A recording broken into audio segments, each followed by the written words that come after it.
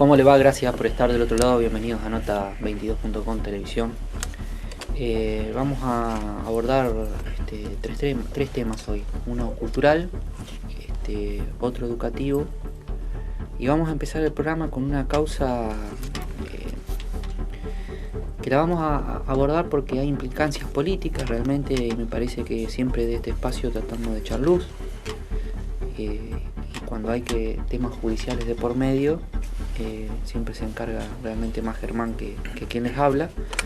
Así que bueno, Germán, buenas noches. ¿Cómo está Maxi? Buenas noches. Y la verdad que es una causa, digamos, pesada en términos de que fallece una persona que estaba trabajando y que los vecinos en general lo consideran buena persona, un trabajador. Se llenó de gente después de los hechos. Y bueno, estamos con el abogado de la querella, ¿no? Sí, el abogado querellante nos visita el doctor Raúl Sartori. Doctor, muchas gracias por venir. ¿De qué causa estamos hablando? Estamos hablando de la causa del parrillero Horacio Borda, quien agonizó durante 4 meses. Para ubicar un poquito a la gente, esto ocurrió en la ciudad capital de Santa Fe, en fecha 29 de marzo del 2019. En una avenida muy transitada, avenida Plarera, a la altura de 9300, se encontraba el señor Horacio Borda en su lugar de trabajo, que es una parrilla. Sí. Había un grupo de personas aparentemente pertenecientes a una facción política que se encontraban en su negocio luego de realizar tareas de lo que se llama pegatina de carteles.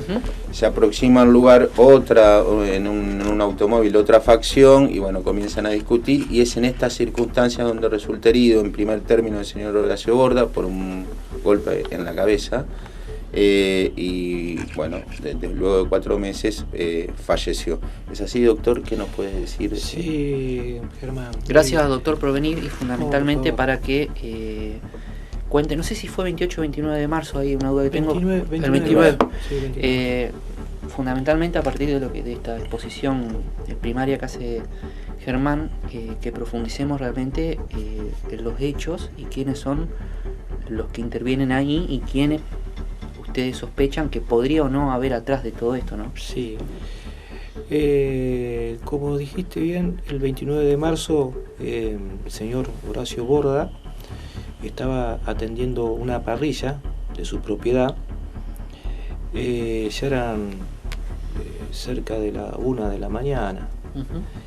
Y había una familia cenando. Llegan 3 personas, se sientan en otra mesa lindante, y cuando estaban comiendo se estaciona una utilitaria Kangoo. Se bajan varias personas armadas, según los testigos, armadas con arma de fuego y con los caños de gas, esos caños amarillos de gas, y empiezan a agredir a los comensales que se habían sentado hacía un periodo de tiempo corto. En esa situación, que aparentemente, por rumores, no sé esto si está bien dicho así, podrían pertenecer también a una facción política. Sí, exactamente. También se dedicaban a pegar carteles en la calle para un partido político. O sea que unos identificaron a otros, ¿no? Exactamente. Cuando se identifican, porque ya habían tenido una rencilla día anterior, se bajan armados, se bajan con esos fierros de gas y empiezan a golpearlos. En eso el señor los que Borda, ingresan al local, exacto, a los que estaban sentados. A los que estaban sentados. En eso el señor Borda, para evitar un mal mayor, lo toma de la cintura a uno de los agresores, y en ese momento que lo tiene tomado, recibe un fuerte golpe en la cabeza, se desvanece, y cuando cae se incrusta un fierro que estaba adherido al piso, produciéndole una hemorragia importante. Bueno, enseguida vino la asistencia médica. A ver si médica. yo le pregunto, le voy haciendo algunos detalles para poder entender con claridad. Borda va y toma una de las personas que había entrado a agredir al local. Que estaba agrediendo. Que estaba agrediendo. En eso recibe un fierrazo de quién. Estando de espalda, Sí. recibe un fierrazo del hoy detenido. Del hoy detenido. ¿Quién es el detenido? El detenido en este momento es Toledo Marcos. Ujú. Y cae, había un fierro, yo voy a Sí. esquematizar para que se Exactamente, entienda, sí. cae y se cae y se cae. clava. ¿Y dónde se clava el fierro? Sería en la zona de la nuca. Posterior de la cabeza. Sí, bien. sí. Esa situación, obviamente que empiezan los gritos, lo mataron. Los agresores enseguida salen corriendo, se suben al utilitario y se fugan del lugar. Llega la ambulancia, llega la policía y bueno, a partir de ese momento es trasladado al hospital Cuyen y bueno, estuvo en ese estado. Raúl, usted cuando habla estamos hablando de abogado querellante, está del Sí. lado de la víctima, o sea, del que Exactamente, falleció. sí. ¿Quién es el que lo contrata a usted? La concubina Ajá.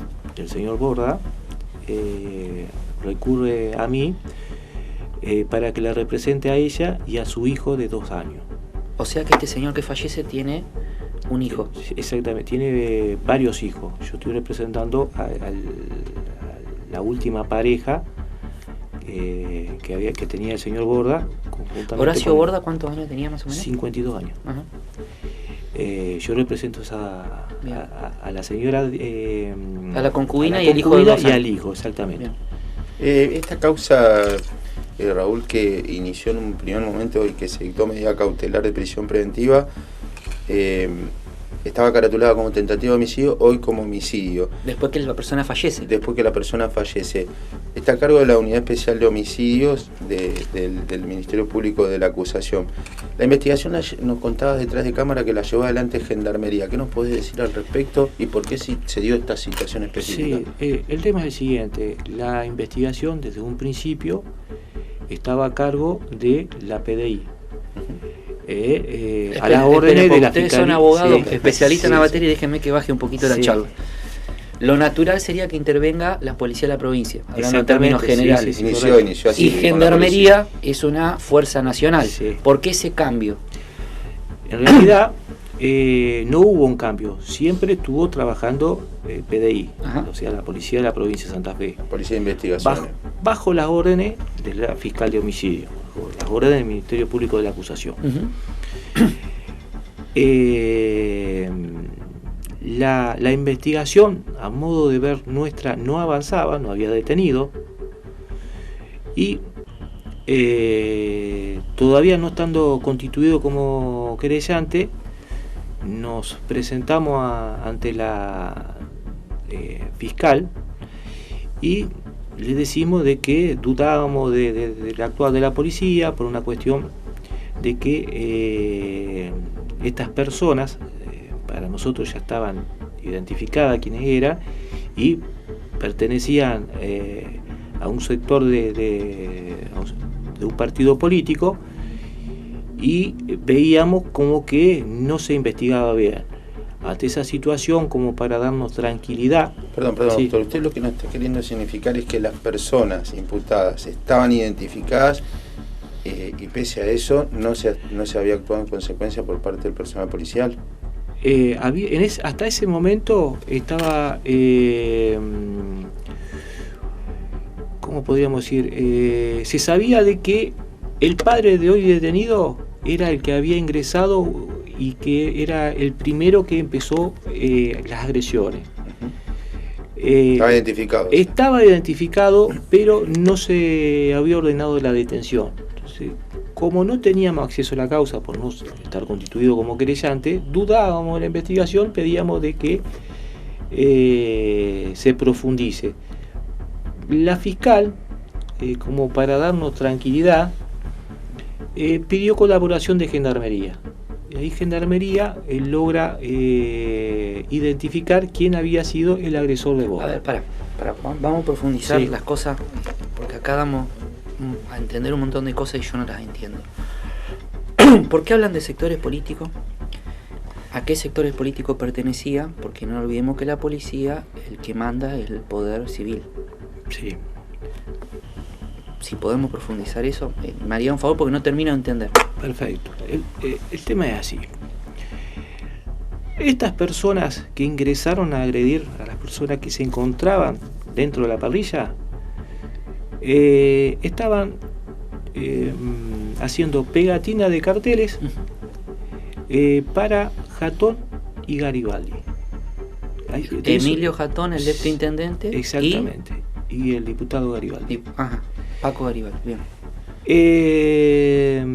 Ya había asistido, según los dichos de la persona que recibe la primera agresión, que habían tenido conflictos porque estas personas pensaban o estaban seguros de que los que estaban comiendo ahí le cortaban los carteles. Entonces ya habían tenido una discusión, se habían dicho en la calle algunas palabras con fines de agresión, pero recién cuando lo ven cenando en la parrilla, ahí se acercan y bueno, produce lo que yo ya te hice en el comentario. Todo ¿no? lo que pasó. O sea, fue una pelea política, una pelea para saber quién tenía más poder en la ciudad, ¿no? La verdad, quién pegaba más carteles, la verdad bien no lo sabemos, pero no fue una discusión por un semáforo ni porque chocaron, nada, era por una cuestión política. Sí, la cuestión específica que derivó en esto fue una discusión entre dos facciones. Exactamente. Que representan a la política. Exactamente. Entonces, cuando el testigo declara de que eran hombres de Garibaldi, de Jatón, bueno, con más razón queríamos que se investiga en profundidad. No queríamos que no es que yo, ¿cómo te puedo decir, Maxi? Diga de que iban a entorpecer la investigación, sino que... Claro, yo lo entiendo, a ver, lo paso y lo digo en términos más periodísticos. La policía, que depende del Frente Progresista en términos políticos, el Ministerio de Seguridad, el Ministerio de Seguridad, de Puyar, ustedes dijeron, por ahí sería mejor, para darle un poco de claridad a todo esto, que sea una fuerza que no dependa directamente del poder político que gobierna. Eso es lo que ustedes pretendieron. Exactamente. ¿Tuvieron lugar con eso? Sí, porque se hizo un excelente trabajo por parte de la fiscal. ¿Cuál es la fiscal? Disculpe. La doctora Gioia. Empieza a trabajar Gendarmería y enseguida se logra identificar a uno de los agresores. A partir de esa identificación se lo detiene, hubo varios allanamientos el mismo día de la detención y se lleva a cabo en los tribunales santafesinos una audiencia de imputación y en esa oportunidad se le imputa homicidio pero en grado de tentativa. ¿A quién? Al que está Marcos ahora, Toledo. A Marcos Toledo, que hoy está detenido. Exactamente. Posteriormente... Y que para ustedes fue el que le dio el fierrazo en la cabeza. Para ir repasando. Sí, exactamente. El que agredió a Borda. Posteriormente se lleva a cabo la audiencia de prisión preventiva. Obviamente la defensa solicitó la libertad de su defendido y nosotros nos opusimos en virtud de que entendíamos que existían riesgos procesales, se podía entorpecer la investigación. Y bueno, en esa oportunidad se dictó la prisión preventiva, después se diligenciaron otras pruebas, pidió la defensa que se revise la prisión preventiva, se revisó la prisión preventiva, pero se confirmó la prisión, se apeló y bueno, estamos esperando la resolución de Cámara, ¿no? En relación a esta contienda electoral, ¿hubo alguna manifestación, usted lo nombró, de Garibaldi y de Jatón en la carpeta judicial o en el legajo fiscal? Sí, nosotros luego de la constitución de querellante solicitamos que se diligencien una serie de pruebas y dentro de las cuales pedimos el testimonio de Garibaldi y de Jatón. Por cuestiones de fuero no nos fue permitido que se le tome una declaración testimonial, y la Fiscalía nos solicitó de que acompañemos un pliego de preguntas a los fines que sean contestados por ambos. Fue así que obviamente se presentó el pliego de preguntas y bueno, contestaron de que no tenían relación con el imputado. O sea, si bien digamos, nosotros, estos políticos si dicen bien, que no tienen relación política con los que pegaban el cartel. Exactamente. ¿Y quiénes? A ver, le voy a hablar en términos, usted habla Sí. en términos abogados, yo le voy a hablar Sí. en términos más políticos televisivos. Debe haber un puntero de por medio. Sí, para mí sí. ¿Y usted lo tiene identificado? Puntero político me refiero. Sí, ¿no? sí, por supuesto. Entiendo de que era el padre de la persona que se encuentra detenida. Que fue, Ajá. que fue, ¿El que que ingresó fue- ahí? Sí, que fue Ah. imputado de las lesiones de una de las personas. Ajá. Está imputado de lesiones leves dolosas. Sí, yo no Ay. tenemos duda, porque incluso tenemos una captura de pantalla de la red social Facebook, donde se encuentra en unas reuniones que se Política. hacen exactamente en la calle, y se lo ve cerca de Garibaldi. ¿Estas personas ya tenían antecedentes? Tanto los que estaban sentados, los que están parados. ¿Hay alguien con antecedentes penales ya? Sí, tenían antecedentes, causa en trámite. Ajá. No sé si tienen condena, pero tenía la persona que se encuentra detenida sí tenía causa en trámite. Ajá. ¿Y se puede saber los delitos de la persona que tiene detenida, que tiene causa en trámite? No recuerdo bien, Está pero bien. eran delitos menores, ¿no? Ujú. no. Está bien. No eran de esta gravedad, No. digamos. Hoy la carpeta, ¿cómo está caratulada? Como homicidio. Homicidio simple. Homicidio simple, sí. Ujú. ¿Usted piensa que se puede agravar con el paso de la investigación o ya no hay tiempos procesales? Nosotros la semana próxima estaríamos pidiéndole a la fiscal llevar a cabo otra diligencia probatoria, y a lo mejor pedimos una detención más, Ujú. pero no me quiero No, adelantar. claro, está bien. No me va a contar la estrategia. No. Pero lo importante es que esto puede tener otras bifurcaciones Exactamente. procesales. Sí, por supuesto. Ajá. Bueno, la verdad, Germán, que una causa de mucho ruido, por lo menos queríamos conocer algo que nosotros le damos mucho lugar acá, que es el tema de la víctima, ¿no? Sí, hay una cuestión que resulta importante destacar, que es el tema de los punteros políticos, esas prácticas políticas, me parece que deberían ser revisadas en algún momento, ¿no? Me quedo con ese mensaje. Gracias, doctor, por venir, ¿eh? No, por favor. Y a por tu disposición. contarnos los detalles. Y bueno, a disposición el espacio para la familia y para todos los que... Por supuesto que desde ya el espacio también para Jatón, Garibaldi, que se lo ha mencionado reiteradas veces acá. A lo mejor necesitan decir algo, obviamente el espacio también está. Gracias. Y por supuesto el detenido y el papá del detenido también. Muchas gracias. Gracias. Muchas gracias. Vamos a un corte.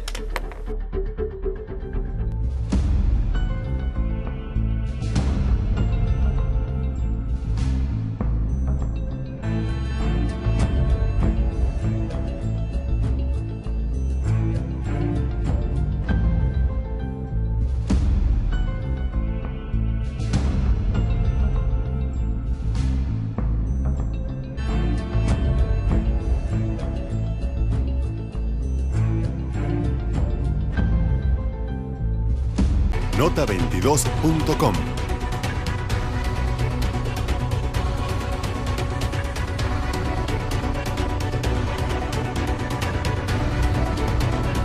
Información.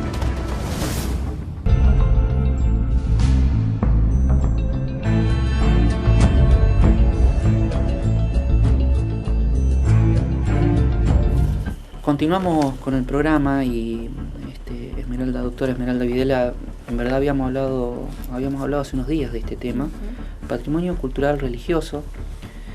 En realidad quiero hacer una referencia a que esto tiene que ver con nuestra cultura, con toda la cultura que compone la humanidad, ¿no? Y una cuestión importantísima es la religiosa y el valor que le debemos dar, no solo porque es religiosa, sino porque forma parte justamente de nuestra cultura.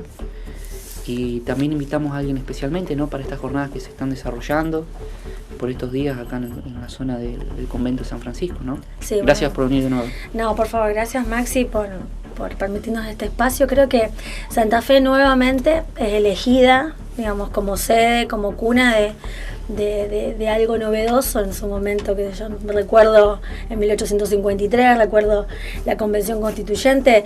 Hoy es elegida Santa Fe para realizar la primera Jornada Nacional de Patrimonio Cultural Religioso. Así que buenas noches, bienvenida. Gracias por venir. Estamos con la Secretaria de Cultura y Deporte, la Municipalidad de Esperanza, es también un artífice de todo esto, ¿no? Muchas gracias por venir, Adriana Robledo. A ustedes por invitarnos y a ustedes por cedernos este espacio tan importante para todos los santafesinos, como lo es el histórico convento de San Francisco. Así que a toda la Fundación Patrimonio Cultural, que depende de la Orden de los Franciscanos, nuestro agradecimiento por ser sede y por abrir las puertas de este lugar, reitero, tan histórico y tan caro a los sentimientos de toda la provincia de Santa Fe, para realizar estas jornadas.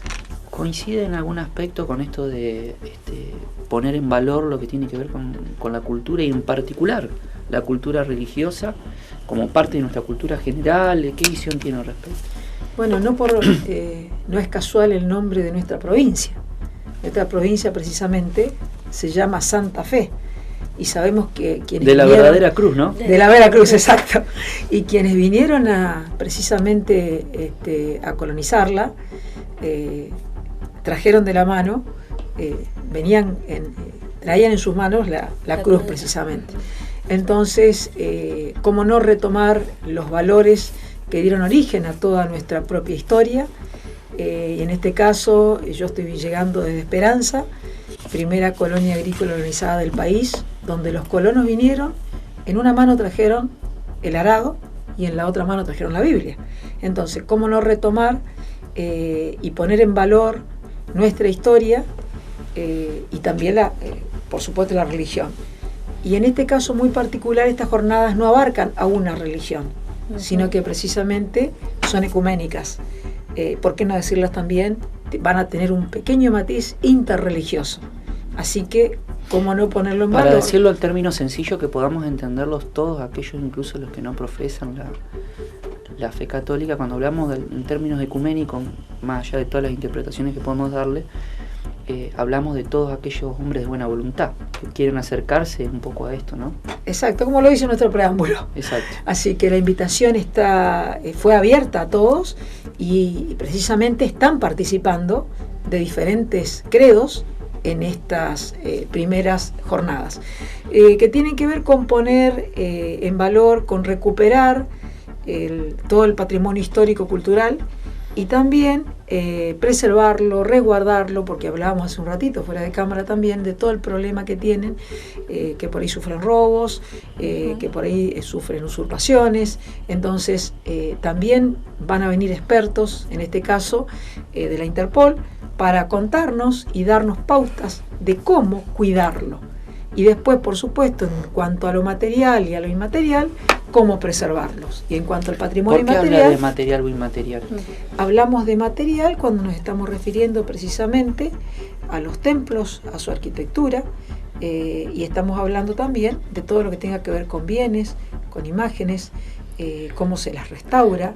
La historia que hay detrás también de cada objeto que se expone, porque no solamente colocar algún rosario, alguna imagen, sino esa talla de dónde pertenece, quién la trajo. Así es. Y todo lo inmaterial es lo que se transmite de generación en generación por la vía oral, por los mismos actos que a veces quizás sin darnos cuenta lo estamos realizando, y porque forman parte de eso que hemos adquirido en forma inmaterial. Adriana, te escuchaba cuando hablabas del ecumenismo, el armado de la jornada. primero es importante cuando uno habla de religioso, habla de las distintas religiones que tenemos, y te consulto, ¿cuál fue la selección? ¿Cuál fue, sé que intervino la gente de patrimonio, digamos, por qué decidieron estos expositores? Me gustaría que nos... Bueno, porque es una jornada nacional, no dijimos de son recordar eso. Exacto, son las primeras jornadas nacionales y es la intención de la fundación de la Orden de los Franciscanos que se repita en otros lugares del país. O sea que Santa Fe es como la primera sede y después seguramente se van a repetir en otras provincias. Más, ya están pedidos desde realizados, formulados desde otros lugares. Precisamente cuando estas jornadas son iniciadas por los franciscanos, por algunos obispos y arzobispos que después por circunstancias fueron trasladados, pero llegan con este pedido. Sí, por ejemplo el hermano que está en Orán ahora, ¿no? Claro, que es obispo de Orán, en Salta. Es un exacto, y uno de los obispos que también estuvo solicitando este tipo de jornadas estaba inicialmente en Cava, en Ciudad Autónoma de Buenos Aires, y fue trasladado, así que bueno, creo que vamos a tener que contarlo, lo contamos entre los presentes. Otros obispos que hoy están en Córdoba, o sea, en esta modificación ellos han pedido, han pedido y en forma especial han solicitado algunos ejes temáticos que tienen que ver con esto, que tienen que ver con lo material y con lo inmaterial. Entonces un poco se basó en esto y después hay un área de patrimonio en la nación que es a la cual ellos acudieron para realizar estas primeras jornadas. Bueno, esto está con nosotros participando estos días el licenciado Mario Naranjo, que es el coordinador nacional del área de patrimonio cultural, y bueno, con él de alguna manera, para dejar bien claro esto, usted que está en la parte de cultura del municipio de Esperanza, esto tiene un reconocimiento del Ministerio de Cultura de la Nación. Realidad sería Ministerio de Educación, Cultura y Ciencia y Tecnología. Así es, esto tiene diferentes declaratorias de interés, y una fue hecha, hay un área que tiene que ver con turismo religioso, que es la Secretaría de Gobierno de Turismo. Hemos recibido la declaración de interés y van a estar funcionarios también de esta área participando. El caso de Esperanza, nosotros estamos relacionados con algunos de los disertantes porque también tenemos las jornadas patrimoniales en Esperanza por ser primera colonia agrícola organizada del país, y también por ser la capital del diálogo y el encuentro ecuménico por una ley provincial. O sea que debido a eso es que está la intervención de Esperanza en esta parte de patrimonio inmaterial. Cuando hablamos de...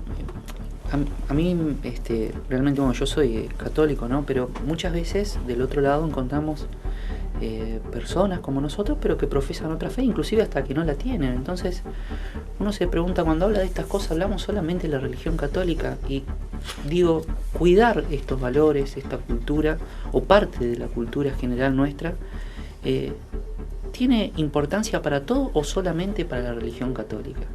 No, precisamente por eso. Yo quiero rescatar eso, ¿no? Estas jornadas van a ser ecuménicas. Quiero hacer hincapié en eso porque hablábamos que venían obispos de otros lados, inclusive el monseñor acá, Sergio Fenel, también presente. Ahora, es importante la participación de todos, me parece, porque hace a nuestra cultura general. Es importantísima, y uno de los disertantes va a ser precisamente el pastor de la Iglesia Evangélica del Río de la Plata, el pastor Jorge Buchazo, y otro de los exponentes va a ser el padre Alejandro Saba, que es de la Iglesia Católica Ortodoxa de Antioquía, que recorre toda la provincia de Santa Fe. Él recorre desde la zona norte, en el departamento Obligado, hasta la zona sur, porque tiene sede en Rosario, pero hace todo el recorrido de la provincia, y realmente el trabajo que hace pastoral que hace este sacerdote es muy reconocido, porque muchos kilómetros le lleva a su peregrinar en el tránsito. O sea que no es, y van a participar, hay inscriptos, la comunidad evangélica está inscripta, también está inscripta la comunidad bautista, así que reitero, es para todos, porque creo que la historia no separa el profesar una u otra, sino que nos abarca a todos, y creo que Santa Fe en eso también ha dado muestras acabadas porque es una provincia que y también engloba a todos. elegir también el convento San Francisco, y la idea creo que también es elegir en este itinerar de jornadas también lugares donde estén los conventos franciscanos, porque Francisco empezó este diálogo de ecumenismo cuando dialoga con el sultán. Es decir, en épocas de cruzada, donde era impensado acercarse un moro a charlar, Francisco logra ese diálogo y hasta terminan siendo amigos, digamos. Entonces digo que el lugar elegido creo que habla por sí solo. Habla las claras de toda la historia. Y digamos, también otro de los expositores interesantes es el padre Alexis, que ha trabajado en el Arzobispado de Santa Fe sobre la conservación de imágenes, de patrimonio. Él es el encargado, así como la arquidiócesis tiene sus encargados respectivos, y el padre Alexis Loubet junto a Mauro Fornari, que es un restaurador de arte también santafesino, van a ser quienes van a estar encargados un poco de contar y de hablar de todo lo que tiene que ver con la restauración de imágenes. Le pregunto mejor a la política, digamos. En épocas tan difíciles, digamos, a veces de mucha gente que tiene dificultades para la diaria, ¿no da la sensación de que fuimos perdiendo aquello de cuidar lo nuestro? No encuentro mucha gente que se preocupe por nuestros monumentos históricos, monumentos nacionales. Usted es un ejemplo que lo encuentro justamente, pero es difícil, digamos, no sé qué análisis hace usted de la cultura, pero que realmente es un ámbito muy particular, hay que conocer mucho para decir que se pertenece al ambiente de la cultura, pero me parece que se perdió aquello de cuidar nuestros monumentos. Los atendemos cuando se están cayendo, digamos. En realidad no sé si me expreso con propiedad lo que le quiero decir, pero esa es la sensación que me da. Tiene que ver creo que con toda la pérdida de valores que lamentablemente como seres humanos hemos ido sufriendo, hemos ido perdiendo, pero precisamente por eso es volver a tomar, de volver a... no se puede tampoco... si no se conoce no se puede querer, y si no se puede querer no se puede preservar. Entonces primero tenemos que empezar a conocerlos, a redescubrirlos, como bien decís, a quererlos para después conservarlos. Y es un poco la tarea que se hace de concientización en todas estas jornadas. Por eso precisamente están abiertas a todo público, son absolutamente gratuitas, van a tener un certificado de participación, pero el hecho es ir rescatando los diferentes lugares, ir apropiándonos de ellos, ir cuidándolos, para después que queden para las generaciones venideras. Yo me pregunto, por ejemplo, Estanislao López, que tiene una fuerte incidencia en todo esto, lo que tiene que ver con este lugar, ¿no? No es solamente un vínculo que tuvo estrecho con la Iglesia Católica, su formación y hasta su manera tal vez de generar en aquella época un Estado que podemos decir incluso moderno para lo que era la época. Tiene que ver también con todo, fue un artífice necesario de nuestra historia para la Constitución Nacional. De nuestra historia como en Argentina, o sea, no solamente como Entonces santafesino. me pregunto, es parte de nosotros, más allá de la religión, incluso por eso es importante participar. Y de él también se va a hablar. Gracias. Bueno, vamos a tener a la doctora Esmeralda, precisamente, que va a hablar de las huellas santafesinas en el convento.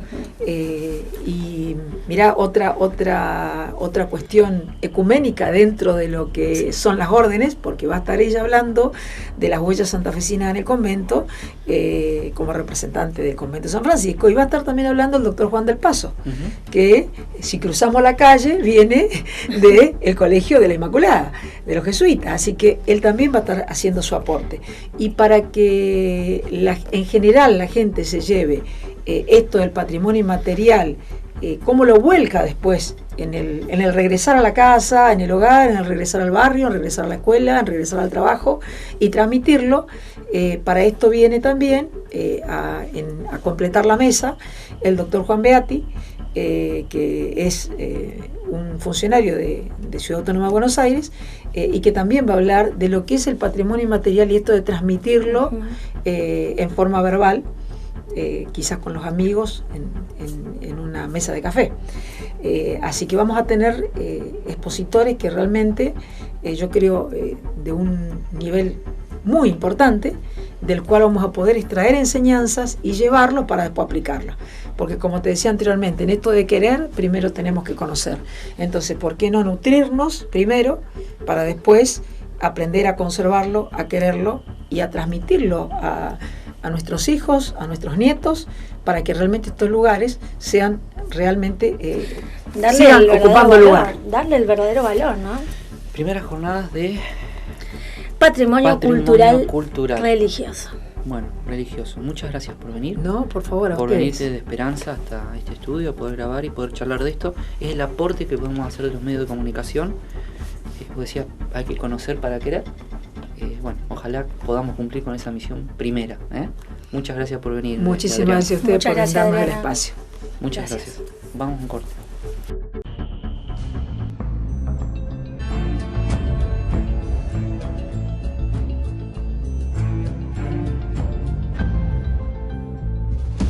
Nota22.com.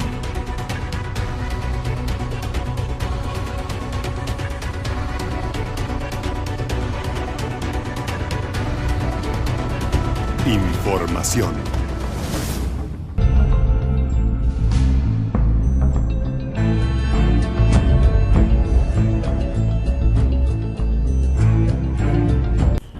Continuamos y estamos con el profe Francisco Cornali, alguien que entiende muchísimo de educación, del Instituto acá de UDA Santa Fe, un asesor pedagógico. Queríamos en esta ocasión hablar, profe, de algo muy interesante que tiene que ver con la evaluación en educación en términos generales, ¿no?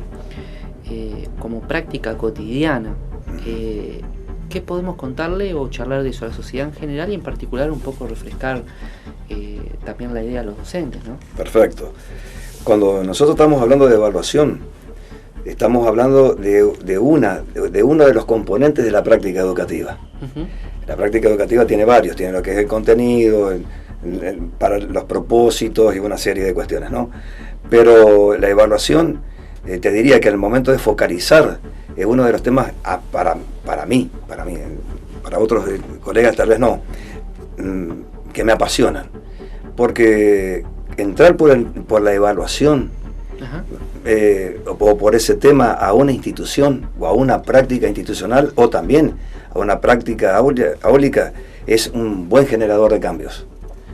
Y aparte de eso, devela muchísimas cosas que a veces están en la zona del implícito de las instituciones y también de la práctica pedagógica. Para poder seguirlo de cerca, hablamos de educación, de evaluación en el ámbito de la educación, pero la pregunta sería ¿qué finalidad, qué objetivo? Si hablamos de la institución, si hablamos de los alumnos, si hablamos del proceso en general, bien, ¿a dónde estamos apuntando? No, nosotros vamos a hablar de lo que tiene que ver con la evaluación educativa en términos generales. Uh-huh. Después, en lo específico, y si vos querés, podemos pensarlo en términos de evaluación institucional.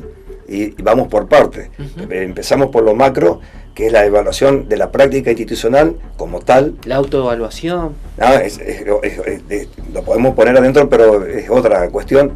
Y dentro de la práctica institucional pudiéramos ir a lo que es la práctica pedagógica in situ, en el aula, claro, que tiene connotaciones similares. Si yo te digo, nosotros en una institución tenemos un plan de evaluación, ese plan de evaluación contiene una serie de cuestiones que son necesarias. Te dice desde qué concepción se para el docente para evaluar al alumno, desde qué posición la institución se mira en esto de la autoevaluación y de qué posición el docente también se puede mirar desde ahí. Porque es un dato. Siempre cuando vos estableces un sistema de evaluación, lo que te va a arrojar es un dato. Te guste o no, es un dato que aparece. Esa concepción de evaluación, esos criterios y los instrumentos, generalmente son consensuados y es un proyecto institucional por el colectivo de la institución. Participan todos. Qué importante lo que estás diciendo, disculpame que te quiero hacer un paréntesis en esto, porque muchas veces, y tal vez lo que vemos en el debate más comúnmente, y es a nivel incluso nacional, es cómo se evalúa. Sí. Y de dónde viene la evaluación y qué comparamos, porque muchas veces hablamos del informe PISA. Claro, entonces claro. como que también trabajamos sobre parámetros distintos. Sí, entonces ese es un problema. Estamos comparando con Suiza, por decirte algo. Claro, Entonces es bueno también poder tenerlo como enfoque, ¿no? Sí, es lo que vos decís, que lo que podemos poner que tenemos en común para hablar es que te arrojan un dato. Pero en el momento de la evaluación que se hace, generalmente, pero acá me saco un poquito del tema de la evaluación institucional y volvemos es interesante porque es una vos evaluación. hablabas de cómo se evaluaba y quién desarrollaba la evaluación y cómo se planeaba la evaluación. La evaluación, entonces pasa eso, claro, a nivel macro, como claro, arriba y abajo también. Claro. El problema es que no siempre el estilo de evaluación que vienen de los organismos internacionales coinciden con los formatos, mejor dicho, con las concepciones y los instrumentos y criterios que las instituciones educativas tienen.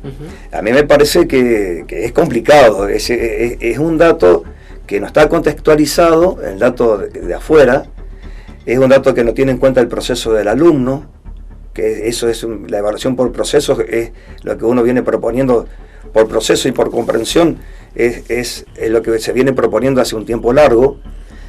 Entonces, esta evaluación, que es un instrumento frío en el sentido de que no tiene en cuenta ni el contexto, no conoce la realidad del alumno, ni tampoco sabe cuál es la trayectoria particular de ese alumno, lo toma en ese momento. Generalmente son momentos que para los quintos años a veces ya se están yendo de las instituciones y en un tiempo donde están más preocupados por el acceso a las universidades que por terminar el quinto año, digamos, porque una cosa ya está naturalmente lograda y la otra hay que salir a buscarla, ¿no? Hablo en secundaria, generalmente de segundo año y quinto.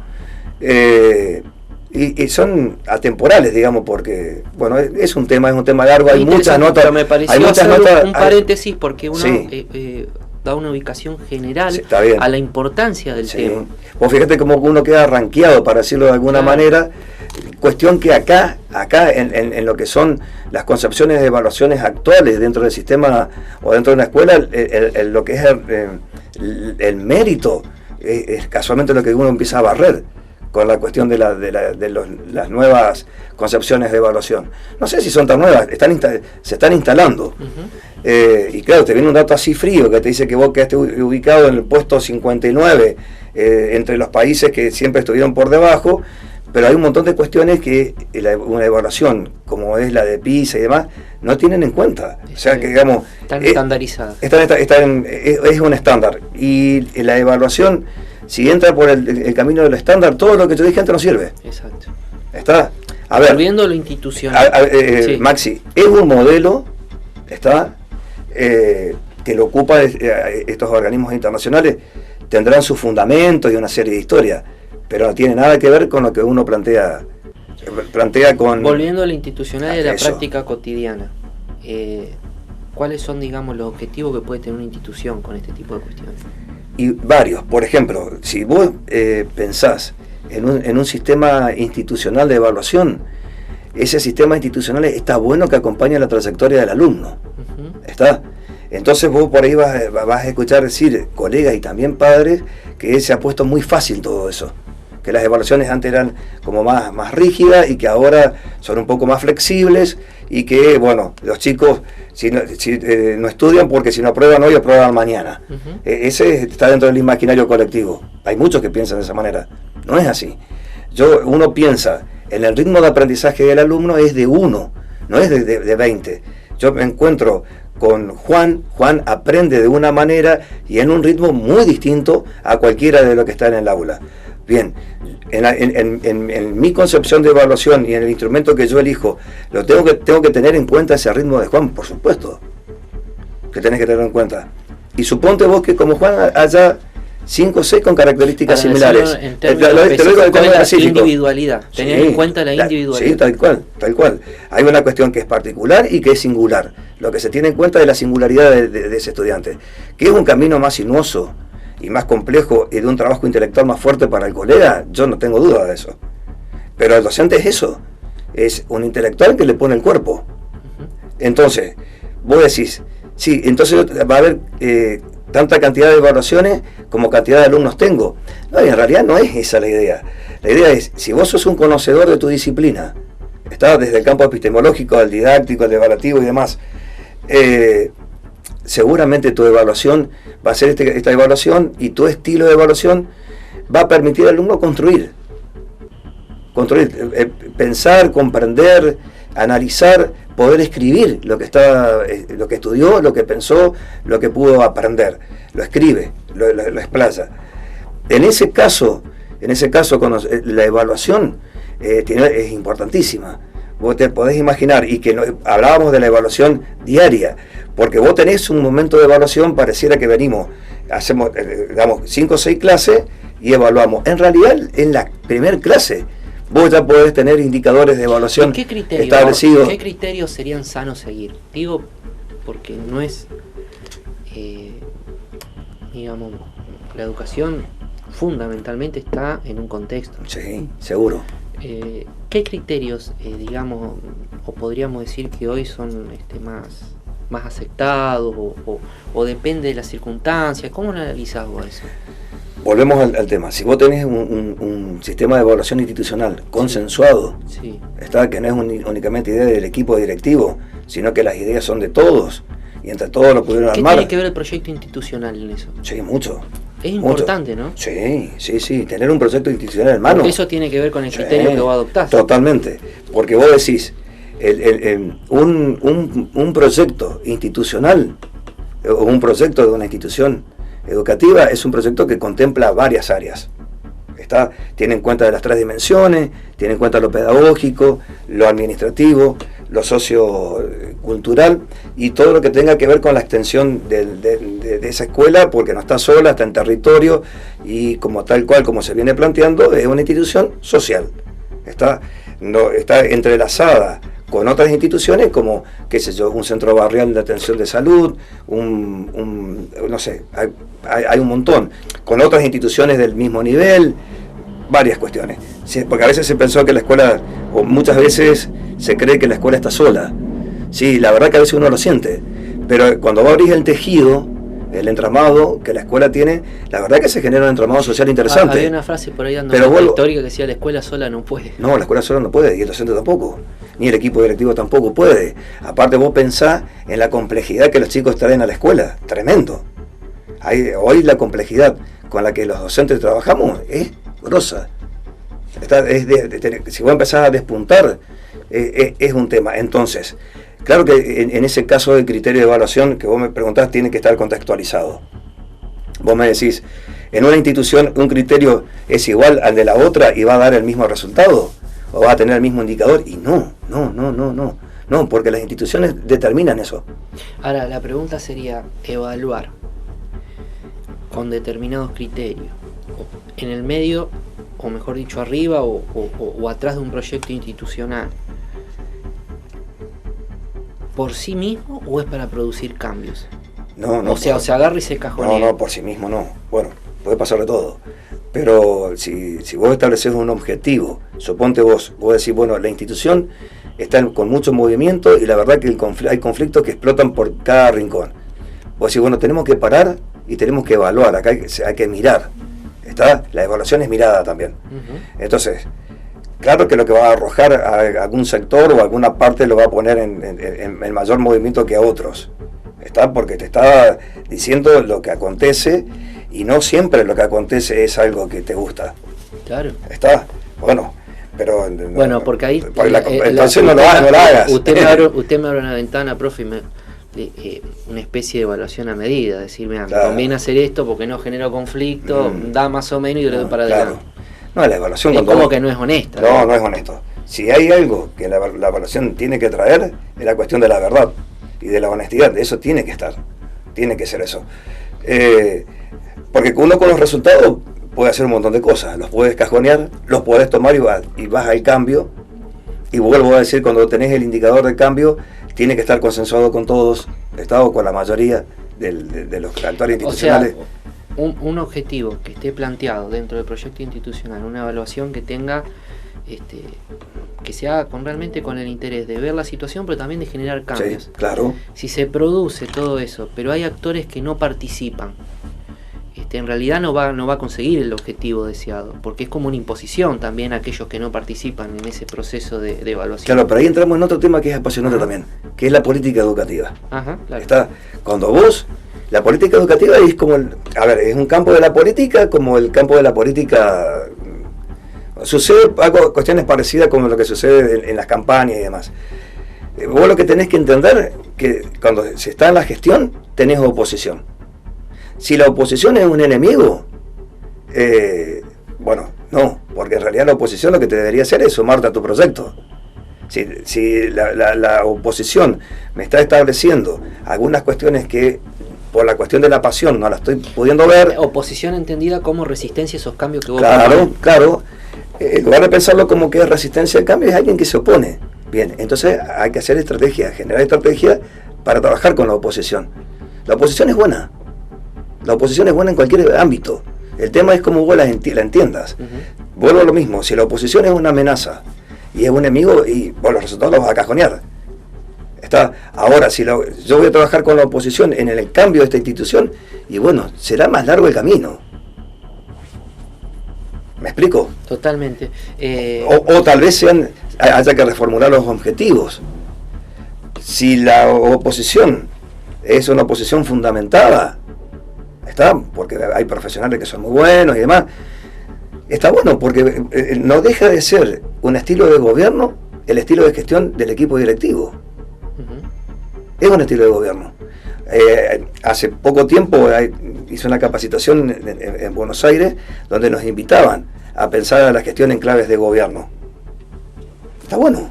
Entonces, si vos la pensás a la institución desde un a aquel que te queda por fuera y que no está de acuerdo como oposición, es muy distinto que vos lo pienses como enemigo. Mire, profe, tengo varios temas que me gustaría charlar próximamente. Insisto, lo pueden ver en nuestro sitio y también lo van a ver en televisión. Varios temas que les dejo para la próxima. El tema del sujeto crítico. Uno tiene que enseñar para que el sujeto sea crítico. Hace algún tiempo salió una escuela chaqueña que parecía que adoctrinaban a los alumnos. Claro. La pregunta es, ¿cuál es el rol de la escuela en ese tema? Realmente si se debe enseñar a pensar en general o con alguna orientación. Es un debate muy interesante. Está establecido por ley eso. Pero me interesaría que lo podamos explicar porque muchos padres nos miren. Bien, perfecto. Y no solo destinado al docente, sino perfecto. para que todos podamos aprender Bien. cómo viene esa cuestión. El sujeto crítico me parece que es algo que debemos realmente darnos la iniciativa de poder charlarlo en profundidad. Bien. Y fundamentalmente porque estamos hablando de los argentinos, ¿no? De Sí, nuestros ciudadanos, sí. y de la sociedad que estamos formando. Sí. Y el rol del docente es fundamental en esto. Sí. Y muchos otros temas que seguramente podemos ir charlando. Y le agradezco como siempre que venga a dialogar con nosotros. Por favor, el agradecido soy yo. Siempre este espacio uno lo piensa para sumar, también entendiendo de que puede haber otras personas que piensan, otros profesionales de la educación que pueden tener otros puntos de vista, pero le voy a decir algo para que se quede absolutamente tranquilo, porque usted está hablando con honestidad intelectual. Política, religión, educación, fútbol. Ajá, sí. Quédese tranquilo que siempre hay gente que piense diferente. Sí, no, y está bien, y está bueno que eso suceda. Y está muy bien que pase. Sí. Volvemos a la idea, no es oposición, no es enemigo, es oposición y está bárbaro. Muchas gracias, profesor. No, a ustedes.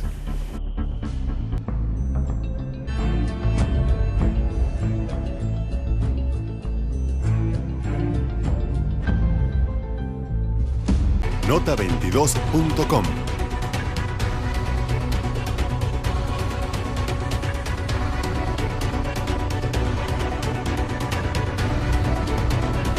Información.